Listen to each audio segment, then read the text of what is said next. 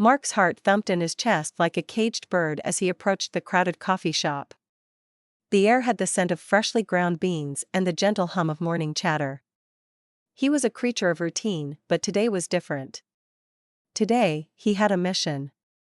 Mark was a man of wealth, but his riches couldn't buy him the courage to speak to the woman he had admired from afar for weeks. She was a vision of beauty, with hair that danced in the sunlight and a smile that could warm the coldest of hearts.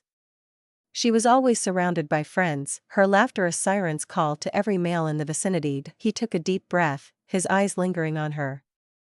She sat at a table, sipping her coffee, her fingers tapping rhythmically against the porcelain cup.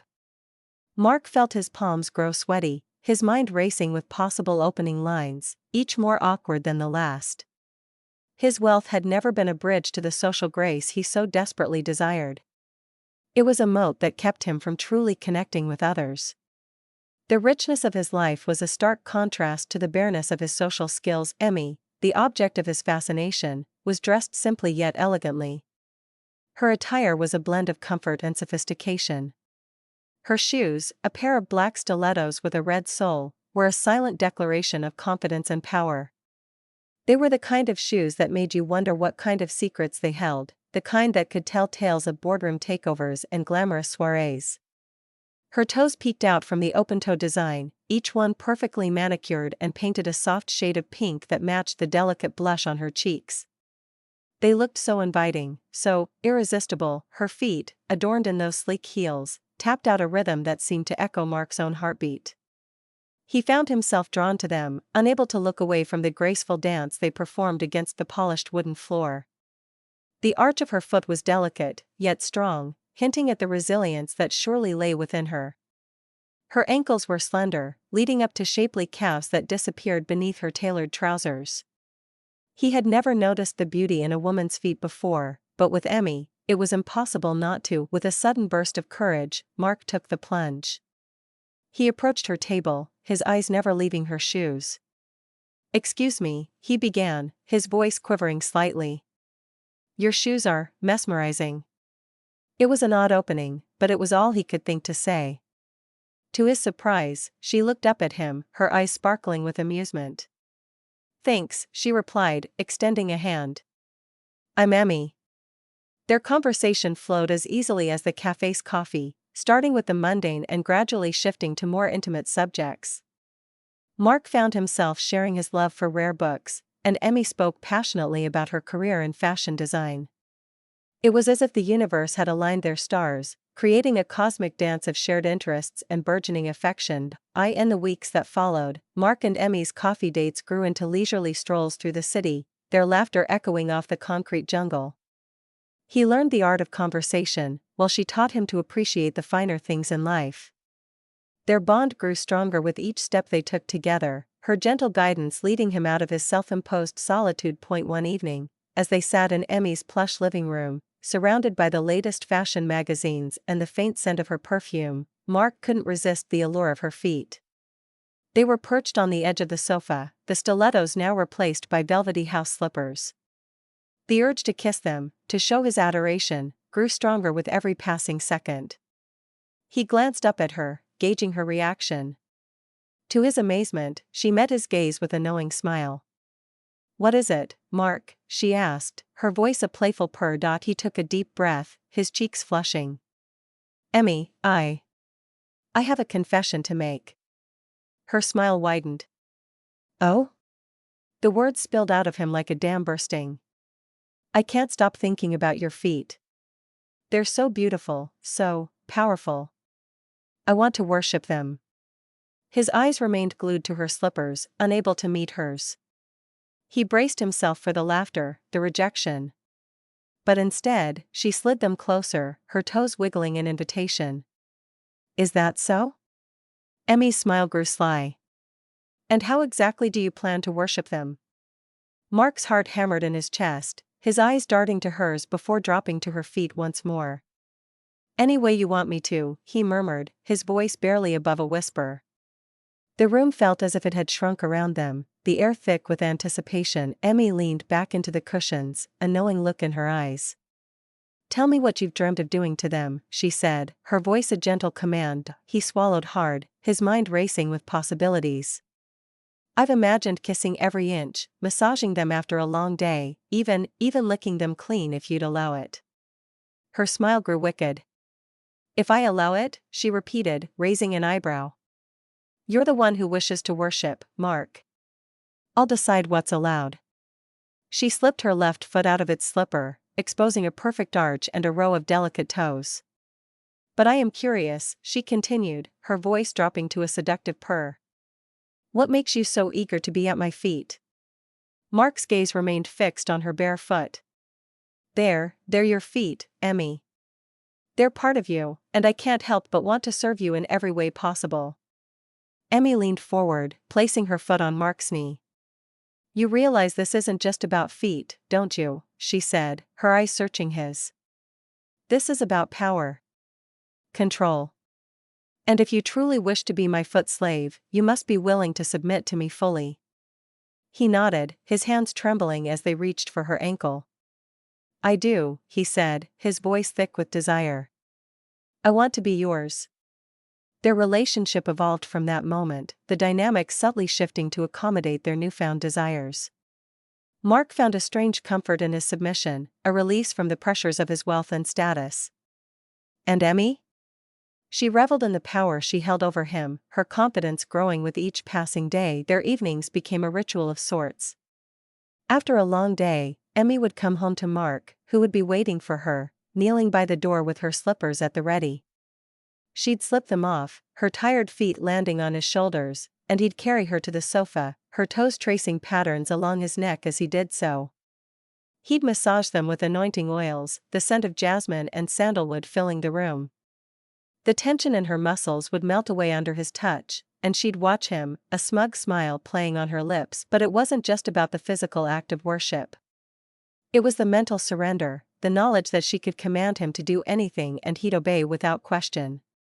It was a thrill that neither of them had anticipated, a heady cocktail of desire and dominance that intoxicated them both. As they grew more comfortable with their roles, the boundaries of their play expanded.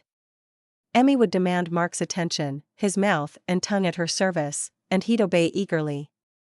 She'd press her feet against his face, her toes curling into his hair, her heels digging into his cheeks, and he'd whimper in pleasure.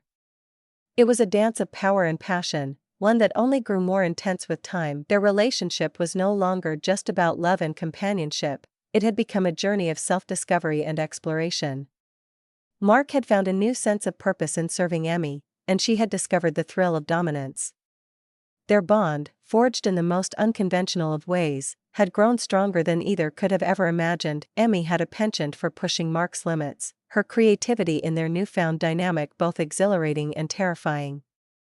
She'd come home with a twinkle in her eye, a new pair of shoes in hand, eager to see how he'd react.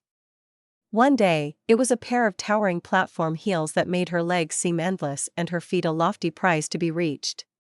He'd kneel before her, his eyes on the horizon of her shoes' elevated soles, his heart racing with excitement and a hint of trepidation. Another evening, it was a pair of boots with spiked heels that glinted in the soft lamplight. Careful, she'd say with a teasing smile as he kissed the leather, his lips avoiding the sharp points with practiced ease. She'd watch his every move, her eyes gleaming with a mix of satisfaction and challenge, daring him to push further. But it was the night she arrived in a pair of gleaming black patent leather pumps that Mark realized just how deep his subservience ran. They were the kind of shoes that could command a room, and as he looked up at her, her feet framing his vision, he felt a rush of adoration and submission like never before. She stepped closer, and with a flick of her foot, one of the pumps landed on his shoulder, pressing down gently but firmly. Take them off, she instructed, her voice cool and calm. And then, worship.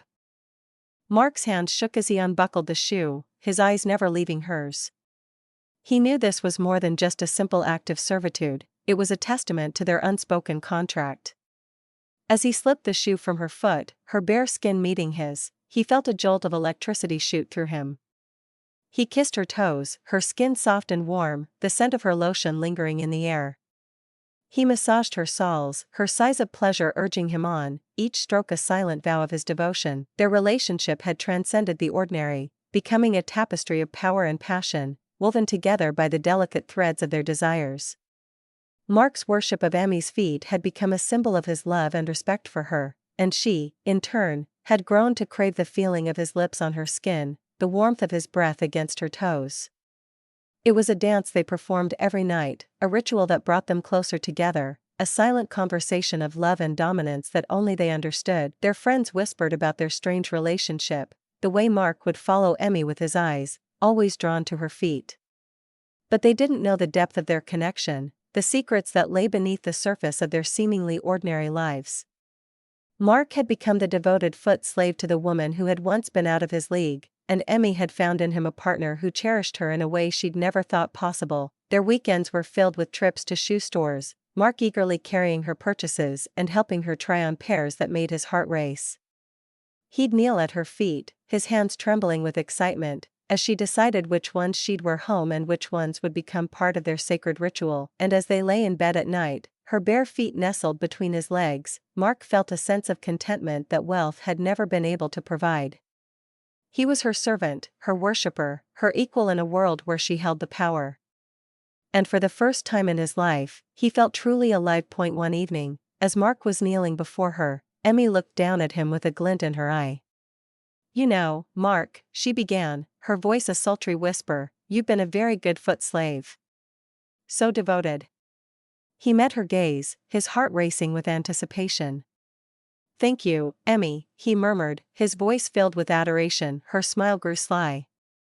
"I think it's time to take our relationship to the next level. Don't you?" He nodded, unsure of what she had in store but eager to please. "Whatever you wish, my goddess."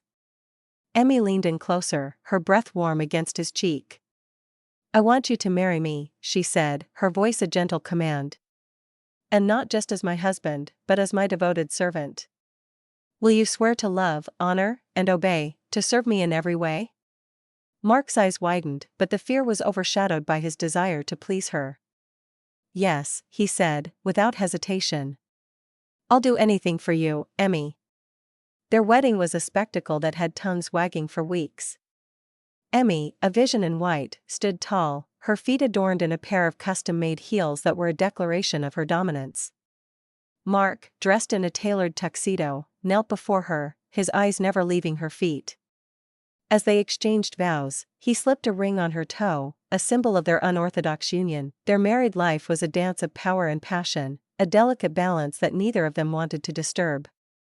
Mark continued to serve her, his every action a testament to his love and dedication. He'd wake up early to draw her a bath, filling it with her favorite scents and oils, her feet the first to be pampered each day. He'd prepare her breakfast, her toes curling with pleasure as he kissed them before she even took a bite. Their evenings were spent in their private sanctuary, where Emmy's collection of shoes was displayed like a shrine. Mark's role was clear, he was there to serve her, to adore her, and to worship at her feet. She'd sit on her velvet throne, a glass of wine in hand, watching him with a smirk as he lovingly tended to her stalls. "You know," she'd say, her voice a purr, "you're going to make a wonderful husband." "And you, a divine wife," Mark would respond, his voice filled with genuine admiration. Emmy's smile grew as she studied him, her eyes gleaming with an idea. "But it's not enough," she declared, setting her wine down. "I need to be sure of your commitment to me, to this arrangement." Mark's heart raced. "What do you mean?" She leaned forward, her bare foot tracing a line up his chest. "I want you to marry me, Mark.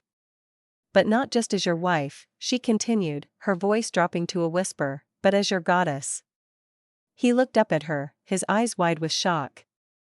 But the fear was quickly replaced by a fierce determination. "I'd be honored, Emmy," he said, his voice thick with desire. "I'll serve you forever." Their wedding was an extravagant affair, with guests whispering about the curious nature of their union. Mark knelt before her, his eyes never leaving her feet as they exchanged vows. The priest looked puzzled at the additional promise Mark made to serve and obey her as a devoted foot slave. But the love and respect in their gaze was undeniable. Their marriage was a testament to the unconventional. Emmy would strut into a room, her stilettos clicking against the marble floor, and Mark would follow, his eyes never leaving her feet. At parties, she'd demand that he remove her shoes, and he'd do so with a reverence that left onlookers baffled.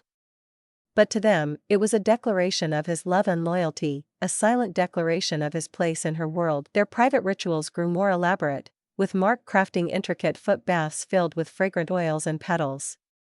He'd kiss each toe, his tongue tracing the arch of her foot as she giggled in delight.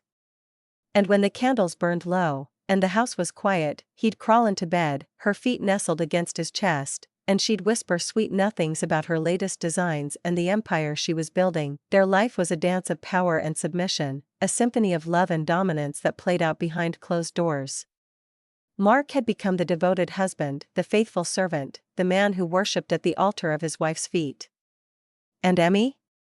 She had found in Mark a partner who adored her in a way she had never before experienced. Their relationship was a maelstrom of passion and control, a whirlwind that only grew stronger with time. As Emmy's career soared, so too did Mark's dedication to her. He was her rock, her confidant, the one person who understood the depth of her desires. And in her, he had found a woman who accepted him for who he truly was, a man who found peace in her power. Their love was not for the faint of heart, but it was theirs. And as they drifted to sleep each night, her foot resting gently on his cheek, Mark knew he was exactly where he belonged. He was her foot slave, and she was his goddess. And in the grand tapestry of life, their love story was one that no one else could ever understand. But it was theirs, and that was all that mattered.